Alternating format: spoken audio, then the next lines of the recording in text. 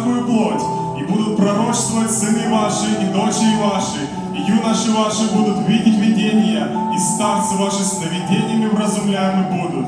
И на рабов моих, и на рабынь моих в те дни залью от духа моего, и будут пророчествовать, и покажу чудеса на небе вверху, и знамения на земле внизу, кровь и огонь, и курение дыма. Солнце превратится во тьму, и луна в кровь, прежде нежели наступит день Господень, великий и славный, и будет всякий, кто призовет имя Господне, спасется.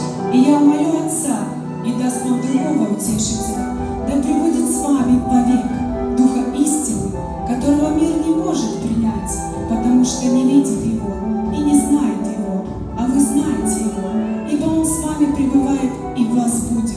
И он, придя, обличит мир о грехе и о правде и о суде, о грехе, что не веруют в меня, о правде, что я иду к Отцу моему, и уже не увидите меня, о суде же, что князь мира сего осужден.